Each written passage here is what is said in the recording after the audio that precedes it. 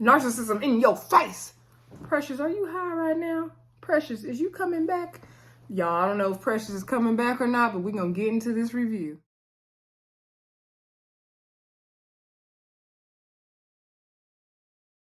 Hey everybody, welcome back to the Brandy Yvonne channel. Of course, I'm your girl, Brandy Yvonne. Here on my channel, we do funs, recaps, reviews, and discussions of some of our favorite shows.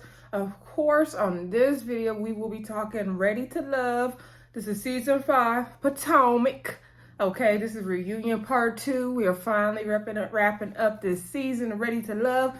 Let me start out with giving my apologies to all of you who continue to tune in and support my videos. I was on vacation this last weekend. I was down in Rosarito, tired and exhausted, trying to CYG for the Cinco de Mayo thing, but I had a good time. I can tell y'all about the trip in another video and post some videos. I do want to start making more videos about things that I'm doing in my personal life. I just kind of wanted to start out getting more of an audience and talk about the TV shows because you guys may not want to hear about my life yet, although you may want to, but we will eventually get into that. Also going to continue to review Love and Marriage Huntsville. I will not do that review tonight. I haven't even gotten to watch the episode yet. As soon as I got back Sunday, I had to catch up on a lot of work, y'all. I got another busy week ahead, but the school year is winding down, so it's all good. I'm going to get it all done on time, and like I always do, cram it in. I work better under pressure for some reason. Anyway, we're going to get into this review. Like I said, this is the Potomac season finale's reunion part 2. Okay, so let's just, before we get started though, y'all better click that thumbs up. Y'all better click that share. Y'all better be dropping some comments because we definitely got to talk about this episode. And y'all better hit the subscribe button, okay? Quit playing. And definitely, if you want to get notifications about all my latest videos, what's going on over here at the Brandy Yvonne channel, it don't hurt you to click subscribe. Okay, subscribe, so you know what's up over here, right? All right, so let's just get into the review. Okay, y'all probably tired of hearing all my little stories. Anyway, okay, so the reunion picked up where we left off last season with Laverne and Precious and Ace and Sabrina and Carmen fussing and fighting over this telephone game that was played. And so it seems like this episode, we kind of got more to the bottom of it, right? So basically, Carmen allegedly, no, she did it. Like Carmen called Sabrina and was like, hey, the couples are locked up. We got Joi and Clifton and Laverne and Ace are locked up and they're going to continue to vote for each other. So we can't get in. So we got to break up the lock. We got to break up the block, whatever she said. So anyway, to me, I didn't understand why you had to do all that because there was other people on the show. Like, what about Sabrina and Demetrius and Tori and all that too? But okay, Carmen. And so then Sabrina's like, well, Laverne just is in the bottom for me anyway. Like, Laverne has never been a connection for me. So she was like, I'm not putting him in my bottom because she was going to put him in her bottom regardless because Sabrina felt like Laverne was never a romantic connection for her anyway. So that's what she told Carmen. So Carmen took that as like, cool, like, you down for the team. Okay, so then Precious said that Carmen called her and said she tried to organize this thing, and Carmen said that Precious called her a few weeks ago. Laverne looking like, I knew y'all was lying with them shorts on. So then it was like, Ace, can you please clear it up? Like, what was said and said? And so then Ace was like, it was not with malice that, me and Precious and who I think Sabrina too were talking on the phone, and we were just having girl talk, and it was brought up that, Sabrina wasn't feeling Laverne like that anyway, and that Carmen wanted to, break up the crews, basically, break up the teams, okay? But it was not, she said it wasn't in malice, it was lighthearted, so that's why she felt like comfortable to share it with Laverne. None of that made sense to me, but okay. Bottom line is Carmen was trying to break up the crew. Okay, that's what the bottom line was. And everybody pretty much said the same thing with that. So I believe Carmen did that, okay? Carmen is very calculated like that. Carmen is very competitive, okay? I don't know why she felt the need to do that because it really was unnecessary. She made it to the end with her man Donovan, so I don't get why she felt the need to do that. But anyway, moving on. Okay, so Laverne, I guess he gets a little vindicated in this moment. I don't know. I don't know. But anyway, Precious was piping off also, but we're gonna get to Precious. So anyway, then we see Nephew Tommy moves on to talk about Demetrius, you know, how all the ladies love Demetrius, and he came in and they love his suit, and Dakya said he had that big D energy, and all the ladies was falling for him. Precious was falling for him. Everybody was falling for him. I guess he came in looking suave and debonair, and Demetrius did. I still don't see it for Demetrius. I didn't see it for Demetrius the way the ladies did. Like, Clifton would be more my style. A Donovan would be more of my style. Maybe a Tory sometime, but Demetrius is not really my type like that. But he's handsome. He's definitely handsome. Got some swag. And I did, with this reunion, see Demetrius in a little bit different light. Let me know if y'all felt the same. Did y'all see Demetrius a little differently now? I think he's just a quiet, laid-back brother, and you know, I don't think he had any ill intentions, as it may have looked like on the show. I'm gonna put it that way. So anyway, Tommy was like, so between me and you, how many suits do you got? Oh wait, let's back up before we get to Demetrius segment. Nephew Tommy was over y'all on this reunion. Y'all grown people playing this telephone tag. Nephew Tommy was like, where does all this calling and plotting and stuff, where does it get you? Like, we're on here to find love. Like, all this game playing is unnecessary. So Nephew Tommy was over it. But Nephew Tommy on this reunion, to me, is acting like he didn't know all the BS that was going on this season. See, last season, he had Tanika Rayho, so he didn't have to, he could act like his head was in the sand and he didn't hear and see nothing. Okay, he wasn't going to deal with feeling shallow. He was going to deal with Camille Cornelius looking twisted in the face and Zadia being a hot mess. He wasn't going to deal with it, okay? he turned his back to it last season. But this season, they was forcing it on him. And he just, you could tell he was in distraught this episode. He was like, gosh dang it. He gonna call Will Packer. He said, I'm not doing the show no more, okay? He's over it. Because y'all playing with him. Grown people playing games. Anyway, back to Demetrius. So anyway, Nephew Tommy's like, so between me and you, how many suits you got? How many suits you got? So Demetrius is like, probably like 200. I'm like, really, Demetrius? But maybe he do. So anyway, he was like, all right, you want to go, you don't dress sharper than Nephew Tommy. And so then he was like, oh, I know I dress sharper than Nephew Tommy. And he's like, oh, you want to go suit for suit? Let's do it. We could do it. So, they had a little banter.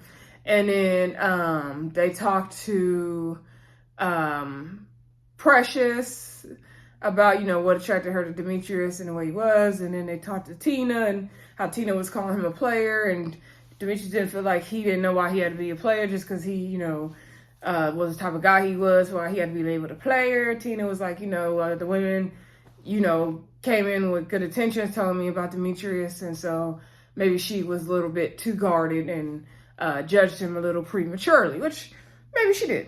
I don't know. Maybe she did. Okay, but we're going to get to you, Miss Tina.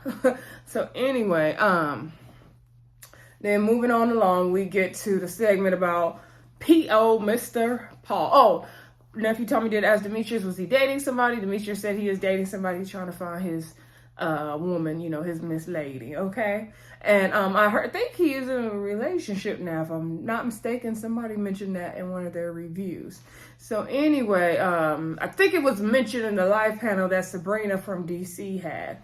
Anyway, shout out to Sabrina from DC, okay? She's my girl in my head, okay? So anyway,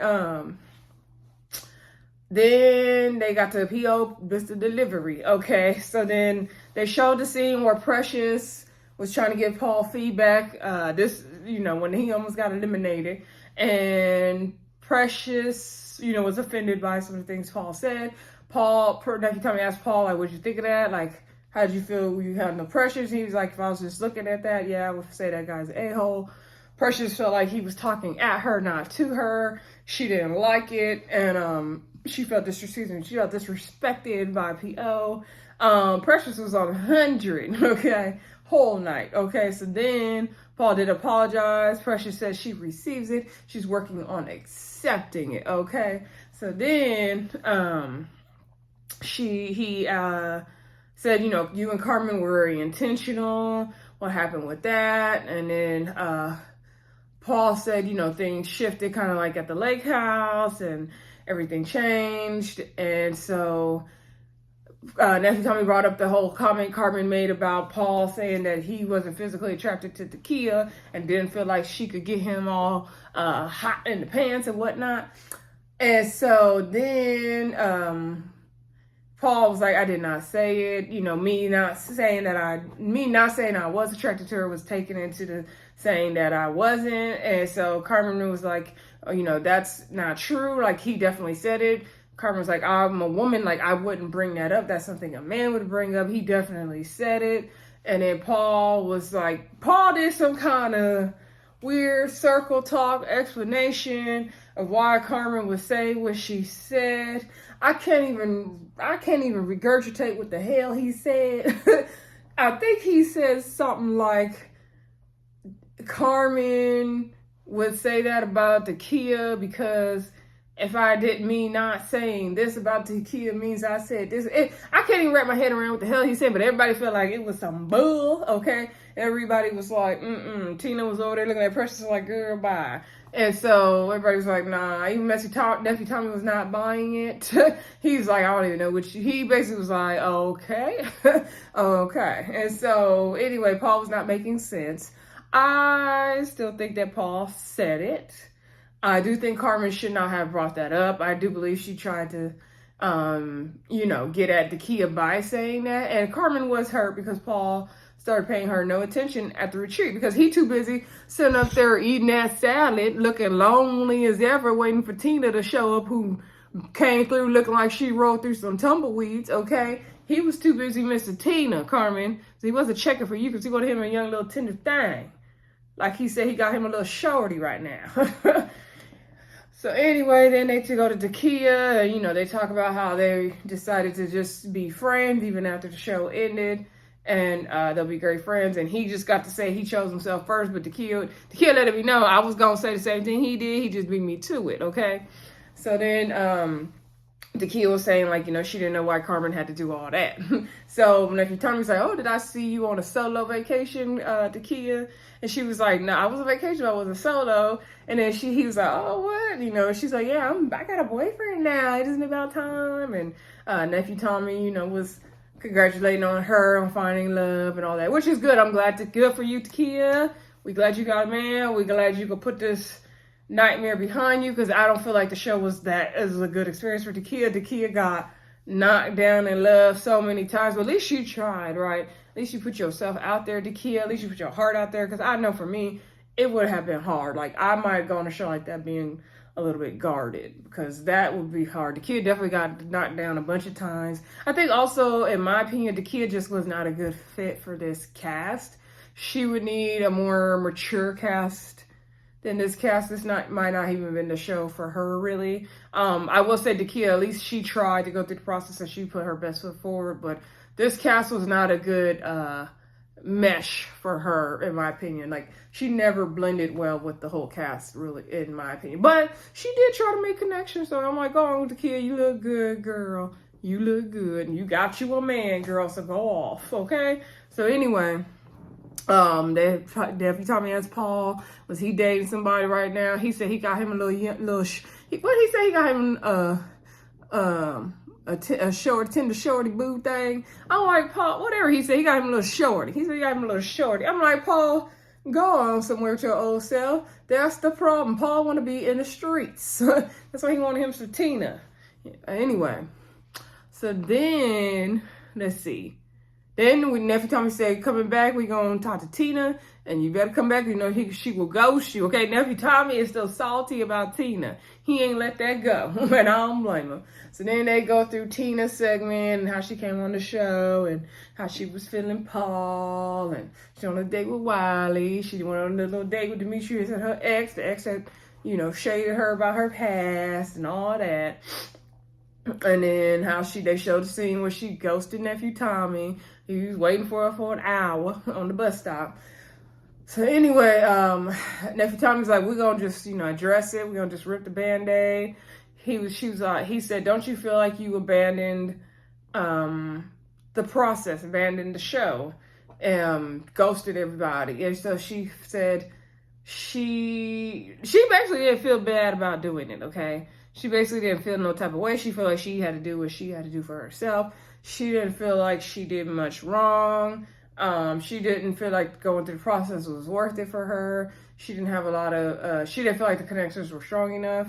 And so, he brings up the, the things with Demetrius and how they, went on the whole date and her connection with Paul. And so Paul said something about Tina, ghosting the experience, and then Tina's like, well, Paul was lying. Like, it was seen really misplaced. I don't know if that was editing or if that was on Tina, but something about Tina, when Tina started going into Paul, it just felt a little misplaced for me, because she was all out the blue kind of called him a liar. Like, I don't remember what he said that could have been a lie, but anyway, so then she said that he was a liar, that Paul wanted her, because I think Paul was saying that, if she's not going to be committed to this process, then, like, why are you here? I think that's what Paul was saying. But again, it just didn't, like, mesh well. It didn't look like it flowed. So Tina's like, Paul is a liar, a cheater. No, Paul wanted her to self-eliminate in the beginning so that they could be together. Now that I can believe but not believe, because Paul was Paul going to self-eliminate after that? Because Paul was still on the show. So how was that going to work, Paul? So she said Paul wanted her to self-eliminate so they could be together. And so then Paul was like, nah, you tripping. So then she was like, yeah, we was on a 3-way phone call. Another person on the call exposed you for what you were really here for. You're here to try to promote your book. And he's like, what book? I'm not an author. I never claimed to be an author. He's like, I said I'm a music producer, but I'm not an author. I'm like, since when is Paul a music producer? I thought he did systems engineering or something. I don't remember. Some kind of IT stuff. But since when did Paul produce music? Now Paul's a music producer? Get out of here, Paul. Get out of here. And if Paul come out with a book in the next month or two, then Tina was telling the truth, okay? And so we shall see. We shall see. Paul did really want him some Tina, so I believe there could be truth to that story. Y'all drop down in the comments. Let me know what y'all think about this whole Paul and Tina thing. Do y'all believe Tina? Do y'all believe Paul? I don't know. I kind of believe Tina, because Paul was so heartbroken when Tina didn't come down to the little retreat thing. So anyway, also on the date with Tina's ex, Demetrius. Paul said that Tina kept calling Demetrius Paul, and he said that she called Demetrius Paul like 4 times. I'm like, damn girl, was you there? Was you present at all? Like, how you gonna call Demetrius Paul? They don't even look the same. Like, I know I'm horrible with names, but damn. So, Demetrius was like, yeah, she did keep calling me Paul. And they were like, yeah, we corrected her. And so Tina takes no accountability. That's the issue I have with her. She takes no accountability, because she was like, well, you should correct me the first time. And you're like, don't wait, just correct me the first time. Like, girl, how about you get the fucking names right? Oh, excuse my French. She didn't make me curse, y'all. She didn't make me curse. Okay. So anyway, Tina was just frustrating me with the lack of accountability.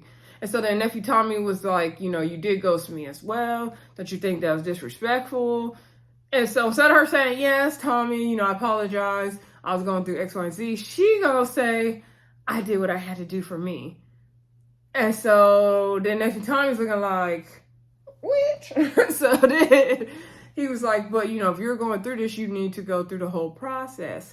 And so then he asked Donovan to chime in, because, remember Tina had a connection with Donovan.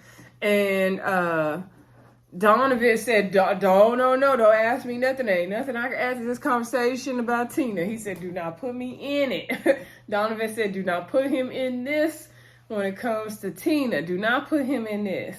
And so, he was explaining how I think he did say a little something about how, he talked to Tina about the situation, but Donovan didn't want no parts of that. He was like, there was nothing he could add to this conversation, okay? Next. So nephew Tommy was like, you're going through the process, you need to, be all in it, go through it. And she gonna say, oh, you want an apology, nephew Tommy? And so then Nephew Tommy said, if you're going to do something, you need to, really do it. And she whatever, advice Nephew Tommy gave her in that moment, she did say she received it. I don't understand why she would not apologize to him. Okay, I get it if you don't want to apologize to the cast or apologize to people running the show, whatever, and all that. Like, people are saying they might have had some bad experiences with the show.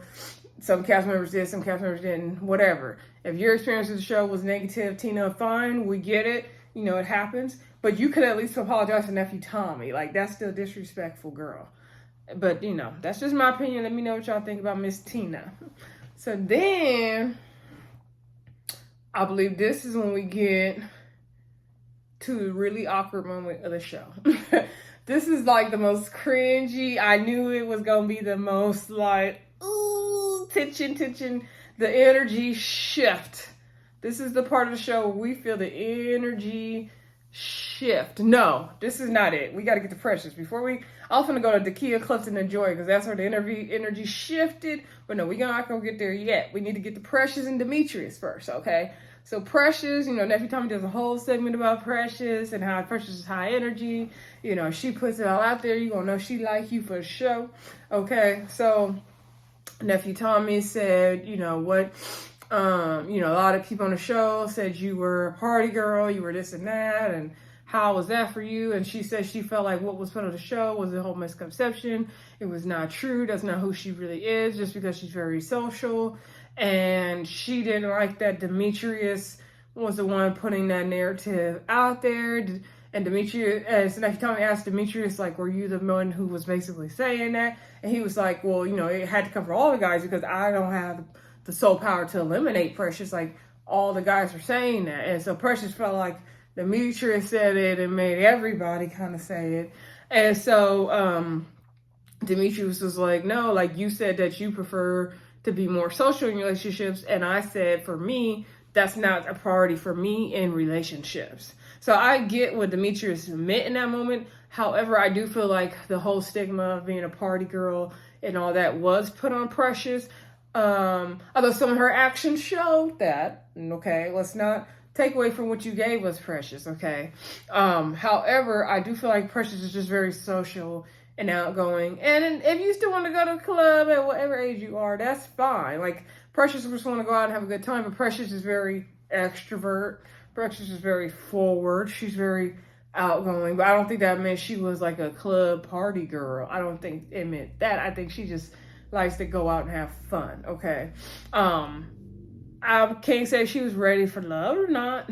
I don't think Precious is really ready for love. She didn't present for as being ready to love.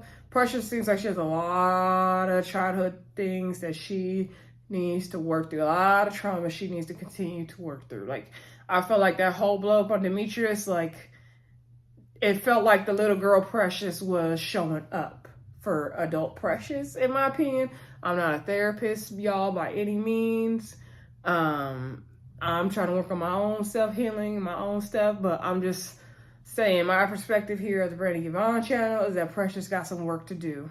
Some healing mentally and emotionally in her heart she needs to work on. So she kept calling Precious calling Demetrius bruh.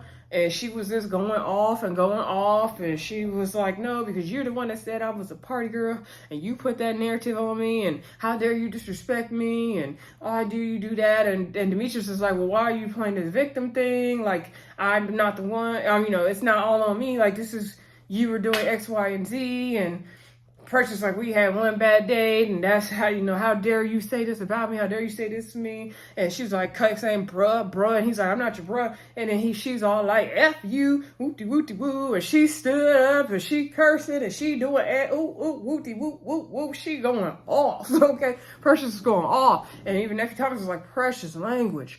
And so then Precious just kept getting more elevated. After she stood up, and then he's like, come on, Precious, like, settle it down. Then she's like, now I gotta calm down. F you, bro, F you. And so when she got up, Demetrius is like, are you high right now? And so then she was like, and he's like, you on drugs, you drinking something? And she was like, no, F you. And then she going off. She's storming off to the back with that basic red dress on and them bangs. And so then all the girls is trying to get her together and calm her down. They're like, nah, Precious, come back, relax, girl. Chill out, girl. You tripping. Tiffany in the back like, oh, girl, relax. And so then Precious left. Precious said she was out of here. She left. Precious was on 1,000. Okay, Precious was on 1,000. Precious came to the reunion to get some vindication, okay? Precious did not come to play no games. Precious came to do TV, okay? She came to bring a show, okay? So Precious is gone, y'all. Precious left. Okay, bye, Precious. So anyway, and every time it's like, okay, this is a first. Like, this is...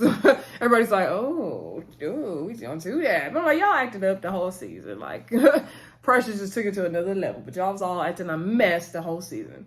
So then, now I believe we get to the drama at hand. The drama we was all waiting for, okay? So nephew Tommy says we're going to talk about another love triangle that Dakya was in. The Dakya, Joi, Clifton love triangle, which made me uncomfortable from day one. I love Joi and Clifton's connection from day one. I always saw for them. I always seen it. It's something about their love connection feels genuine and true to me still to this day. When Dakya came in as a number 2 for Clifton, I said it always made me feel uncomfortable. I never liked that little love triangle there because I knew it was not going to end well. I did not ever, there was times I'm like, oh, is Dakya going to get Clifton away from Joi? I don't know. But then I realized that Clifton was kind of using Dakya to play the game that still seemed open, but look like, even though Joi is his number 1, and he's going to choose Joi at the end no matter what, he still had to look open and available to the other ladies. And that's what I said in a few videos back. Joi and Clifton played the game very well.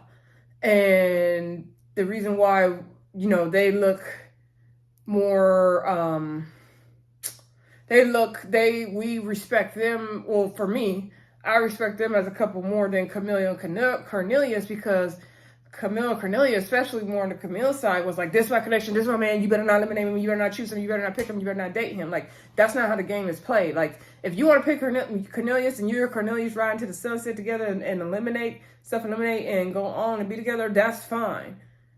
But you're not going to be on here just on the show saying you're ready for love. You already found your love, and then think we're going to just let you sit here and play in our faces and still be on the show.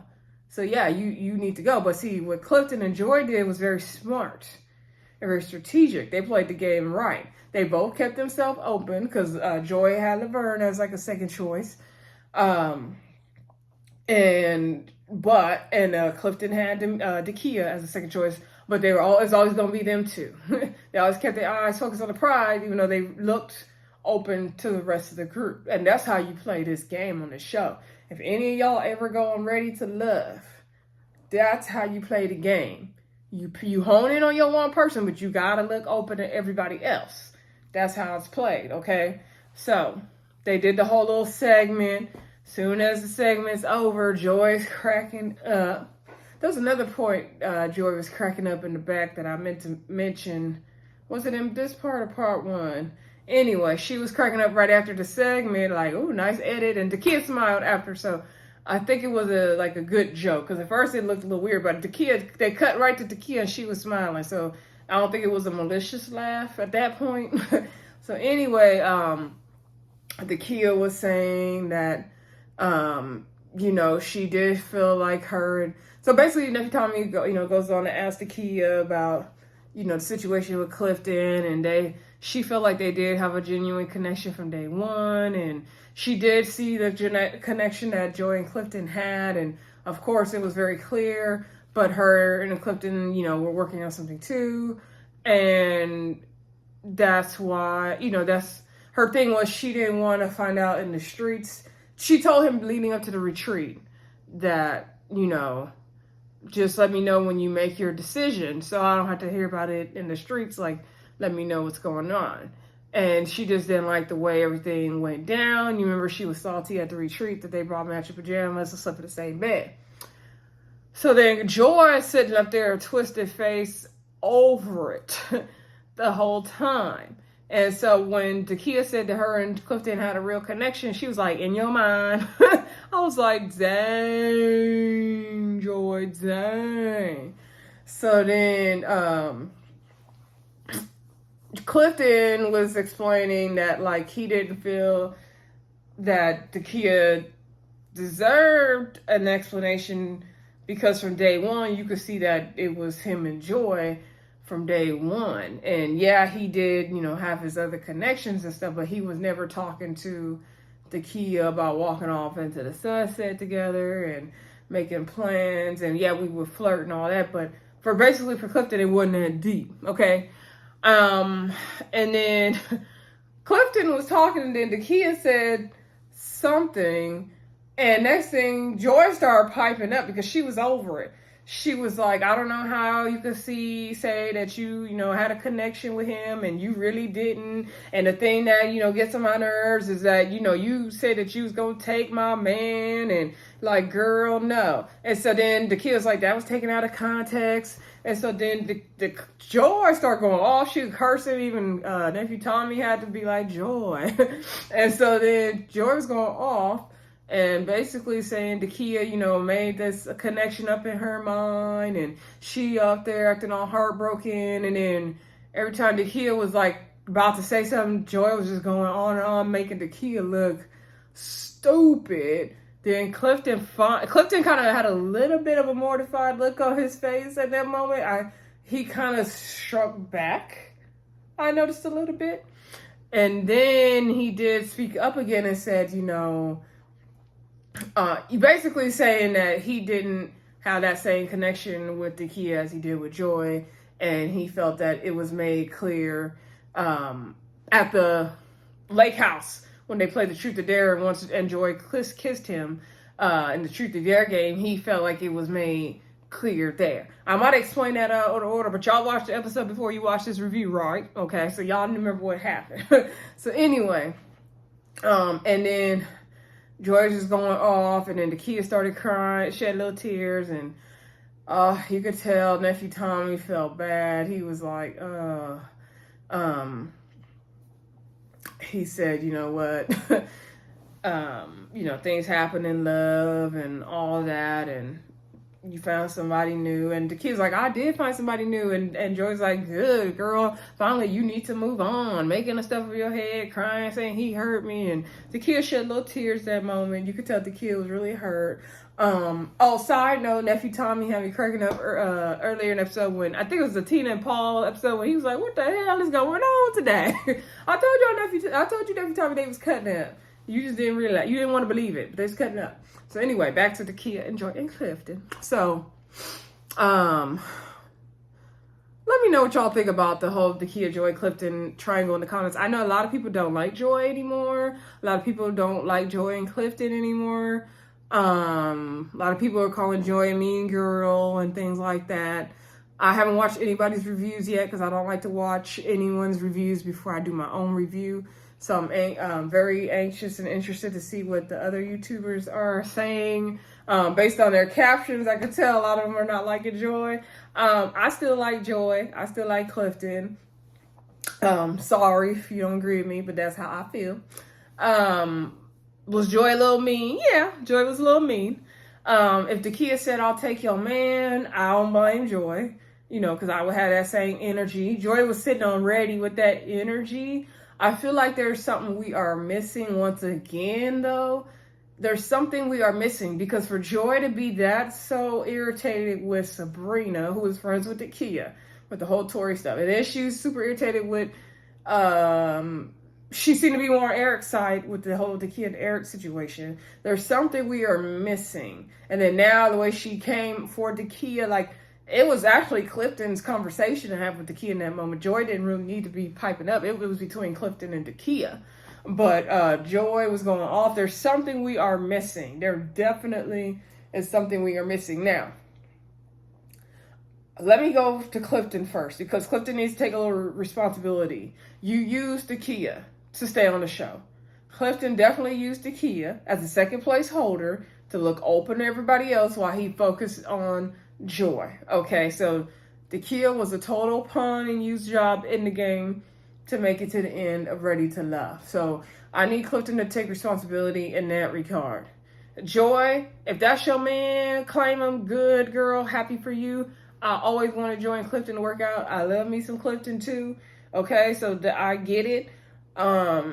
If Clifton is your man, he gonna be with you, girl. You don't need to give all that energy. You could just sit back and say nothing and let him handle it, because he already said she's the love of my life, the woman of my dreams. Like, you don't gotta worry about Dakya at this point. Like, Dakya is a non-mother effer factor at this point for you, Joi. So all that energy was not necessary. However, I get it. If she said, I'll take your man, then you was ready to go off, okay? But you was a little bit here. I need you to come down here, Joi. You was doing a little bit much. Okay, you was about to get on Precious's level. Dakya, this is where I need you to take responsibility. I feel bad for Dakya. Like I said, she got knocked down in love so many times in this whole season. However, I think Dakya opened her... She really did see herself with Clifton. She wanted Clifton. Dakya wanted Clifton. Clifton was Dakya's first choice. I think more than she liked Eric, she wanted Clifton. Okay. However, if I would have seen that strong of a connection between Joi and Clifton, and I was Dakya, I don't know that I would have been so in with Clifton, like, or I would have opened myself up that quick to him and my heart up that quick to him. Like, I would have maybe held back a little bit more, just because you could see from day one how strong the Clifton and Joi situation was. Like, look at the brunch situation, how he was not done with her yet. Like, no, there's no way you could have seen their connection and thought that you had a fair chance. Like, there's no way. You kind of had to have seen you were a pawn. But, you know, kudos to her for trying. You know, I'm not dogging her for trying. I'm just wondering, like, was she, you know, going off wishful thinking, you know, hoping her heart. I get it. Also, what was Clifton saying? We don't know everything that Clifton was saying, because he was being a little intentional there with Dakya. And there was a point when they had the date with Clifton's friend that he seemed to be leaning a little bit more towards Dakya. So there was a little shaky ground there. So I definitely think that maybe Clifton played Dakya a little bit, but also I think Dakya played herself a little bit. So I feel bad for Dakya in that situation, but wish her the best. She got her man now. I don't see a reason to hate Joi and Clifton. Joi and Clifton played the game right. Sorry, love them or hate them, they played the game right, okay? That's how you play the game. Y'all could be mad, y'all could feel like Joi is mean, whatever, but they played the game right. You know, some of Joi's actions and comments were questionable on both parts of the reunion, you know. And we don't know the full stories behind that. Like I said, I think we're missing something really big, dynamic in the group. There, you know, especially surrounding that Dakya and Eric situation. We're definitely missing some pieces to the puzzle there, because for another woman like Joi to be supporting Eric and to be going in so hard on Dakya the way she did, there's something we are missing. So anyway, I hope Clifton didn't, you know, say certain things that made Dakya think that she really had a chance, because that's not right. That is not right. And we will find out more, and like when the interviews come out and everything like that. But as of now, for me, I don't hate Clifton and Joi. I wish Joi would have did some things differently. Yeah. Joi is, Joi don't care. Okay. Joi don't care. I don't think Joi is a girl's girl either. Like I think I said that in the last video. I don't think that Joi is a girl's girl. Like, she can get along with him, but she was raised by her dad. I think she's more of a guy's girl than a girl's girl. So that's it, and that's all on that one. Let me know what y'all think in the comments. If you hate Joi and Clifton at this point, or whatever you feel, let me know, because I do want to hear more perspectives on the other side. I seen everybody was heated from, you know, the clips I seen, and I watched a few clips and looked at Twitter a little bit. I could see, like I said, everybody was kind of mad at Joi. And so I was like, oh man, am I going to be mad at Joi now? And I'm like, okay, Joi, you funny, you know, you doing a little different, but I'm mad at her. I still support her and Clifton wholeheartedly. So hopefully they make it, right? If they don't make it, that was going to make them look a little crazy. But you know, things happen, right? So anyway, next segment, we go on to Wiley. So, you know, nephew Tommy showed his segment about everybody saying he was too young, and they showed a lot of dates that they didn't show during the season. So they showed quite a bit of never before scenes in this part two. I think the whole reunion really. And so they were showing them on the little pedal boat date, and Serena's like, "You like a baby to me," and so. And then Kima, when she shaded Wiley at the first episode of The Mixer, The Mansion. And Dakya is talking about he gave me the Wiley eye. So anyway, and then they showed his connection with Tiffany as well. And so, you know, nephew Tommy's like, "Oh, the son of Chuck Brown." And so then Wiley, you know, he said that he felt like once one person said on the show he was young, then it was like basically everybody followed suit, monkey see, monkey do, and everybody did the same, and he didn't like that. He didn't feel like people really got to know him, and he said that especially with Kima, like some of the comments she made, he didn't like, and then she be all up in her stories. Every time she posts a story, she be all up on it. I'm like, really, Wiley, really? I mean, Wiley is only like 2 years younger than me. But I get it. Sometimes we do be like, "Oh, so be watching my stories." But anyway, I'm glad he said that about Kima so that Kima could get a chance to speak, because Ready to Love reunion, y'all gonna stop not letting the first couple people speak. Like, let Fernando have a chance to talk. Just because he was first one eliminated, like, let him have a chance to say, you know, how his one night only experience was. Let Kima have a chance to say how her one night only experience was. Let Tiffany have a chance to say how her 2-day experience was, okay? Stop not letting the beginning people have a chance to speak. I just don't like how they do that. Every reunion, I mean, I'm sure they do give them a chance and they just cut and edit things down. But, like, I want to hear from the very early people eliminated in the reunion, too. Like, dang. So anyway, that's just my rant about Ready to Love reunions. Like, I be getting sick of that because I want to know what Fernando going through now. You know, I want to hear from Fernando. I want to hear from Kima and her fur. Like, come on now. So then Kima was like, "I don't be in your stories like that. I don't be."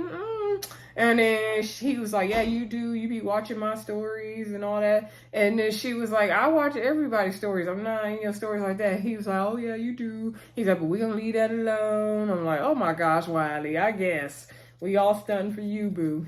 But I be watching Wiley's stories because I follow him on IG too. Hey, Wiley. I be trying to watch your page too, trying to see what I can see, okay? Call me out on it, Wiley. Call me out on it. And I'm going to say, "Yes, I do, Wiley." And what? You like it that I'm looking? I'm thinking, but what's it called? How you say? I'm peeping, but I ain't speaking. Nah, but I'm just playing, y'all. But anyway, Kima was like, "Oh, well, you ain't got to worry about it no more." Her New York came all the way out. She's like, "Oh, guess what? When I get home, you ain't got to worry about it no more, okay?" She said she will turn off the Wiley notifications on her IG. So then they talked about his connection with Tiffany, and Tiffany, you know, smiling, and they like, "Yeah, girl, get your man." And every time I "Put all your eggs in the Wiley basket," and she was like, she said she wouldn't put them all in the basket yet, but she felt like Wiley would take care of her eggs. Based on the Little Rag Book interview with Wiley, we know that Wiley and Tiffany are no longer really an item anymore. Okay, so I was like, "Well, Tiffany, it won't work, girl. It won't work." But you know, Wiley said he's ready for love. I'm not 100% sure if that's true, but good luck to Wiley and Tiffany on finding love, and Kima, girl. So anyway, then we get to the end. We had a whole segment with Joi and Clifton and their love journey on the show.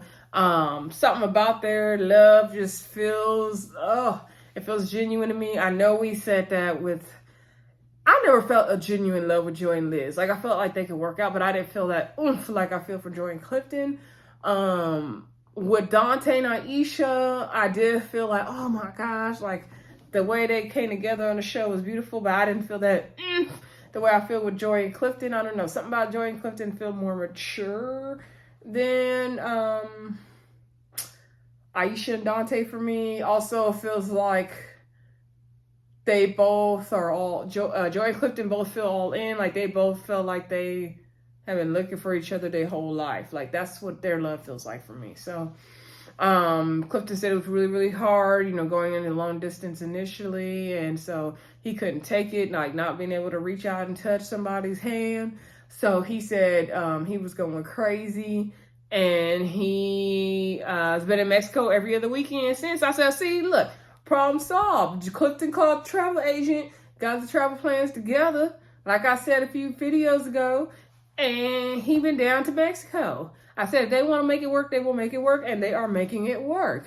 Nephew Tommy brings up something about them having a baby. I don't remember them ever talking about that on the show, but maybe they did. And so they did discuss having a baby, and they said they want a March baby. I was like, dang, can y'all get married first or not? So anyway, and then Joi says she's coming back stateside. She's going to take some time off of work because, you know, they started off long distance and she want to build, you know, more foundation of them in person. So I'm like, oh, wow, these two are serious. They are moving. They are about that life. And I ain't mad at it. Time is of the essence. We ain't got no time to waste. So you find that person, y'all listen to me. You find that person that you feel is your love and you know that they are all in and they feel the same way and you are fully all in. Like, y'all ain't got to play no games about it. Y'all ain't got to, you know, do mental gymnastics. If you guys are both on the same page, y'all both can say, hey, I love you too. Go for it all. Like, live and love and all of that. Like, that's what I want for myself. So that's why I'm wanting that for y'all. So anyway, Clifton said he has something for Joi. So he got down on one knee.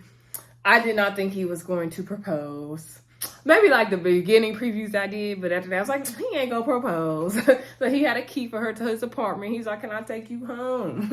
And so she was like, yes, baby, yes. And so, you know, that was everything for Joi. And I don't blame her because Clifton could take me home too if it wasn't for Joi. So, nah, but I wish them the best. And I truly do hope it works out for them. And you know, they could just pipe down and be all good. So anyway, the Mexican episode wraps up. Donovan thanks nephew Tommy for the experience, and he's like, I was a curveball, Carmen was too, and we found each other, two curveballs just curving. And you know what? Carmen and Donovan don't give me the same feelings that Joi and Clifton do, but something about Carmen and Donovan gives me like I don't know if it's a Bonnie and Clyde or like two bank robbers. I don't know. They are both bad boy, bad girl. Something about them doesn't work, but works at the same time for me, and I like it. So I wish them the best as well. Dakya said, you know, it's a dynamic group of people, and, you know, she's made a lot of friends, and the women and the men on this show, or some of them, she just said the keyword was some. So, and, you know, they're all happy talking about the experience of the show. P.O. also said something about the experience of the show as well. And that was pretty much it, y'all. Ready to Love Potomac season 5. It definitely was good. I definitely would say it was better than DC for sure. I think we did have a lot more genuine people looking for love this time around. Let me know what y'all thought of the whole season, of the reunion, part 1 and part 2, but especially part 2. What are your thoughts about Dakya, Clifton, Joi, Demetrius, Precious, Carmen, Demetri. Oh, I forgot to mention this. Demetrius said Sabrina was moving differently, and he kind of felt like there was a conversation left unsaid between them. I think the key word for Sabrina is that everyone says she was moving differently. Okay, and that's the problem we have with Sabrina. But yeah, it was a good episode. Both parts of the reunion were good. It's so good when you have a reunion where both parts are good, right? But the whole season was good. This whole season was really, really good. I know next season they're going to Miami. I don't know how Miami gonna go because Miami be kind of getting scandalous. I don't know, but hopefully it don't start this Friday. Let me know if it starts this Friday, y'all, because I'm like, can we get a little Ready to Love break? Okay, but anyway, I will see y'all soon. Like I said, I will do Love and Marriage Huntsville hopefully tomorrow night or later this week. Okay, I could only do one video tonight. Y'all gotta go to bed. Y'all know how I do. Okay. When the new Love and Marriage DC comes out, we definitely will be reviewing that. Hopefully Family and Fiance comes back soon because I do want to review that. I did start watching Real Housewives of Atlanta. I'm not sure if I will review that or not. I'm not sure how I feel about my spirit about that one, but the first episode looked good and funny, so we shall see. Like I said, I will be reviewing more things in the future. You know, it just depends on what I feel good about reviewing and comfortable with. When Queen Sugar comes back for the final season, definitely will be reviewing that. When the Best Man series comes out, we definitely will be reviewing that as well. And yeah, so we're gonna just keep going with this thing. Hopefully we're gonna get some live started over here soon. So that's why I need y'all to keep subscribing, supporting, commenting, because I know we were gonna have a good time on the live over here. So I will say goodnight to y'all at this point, and I will see y'all soon. Bye.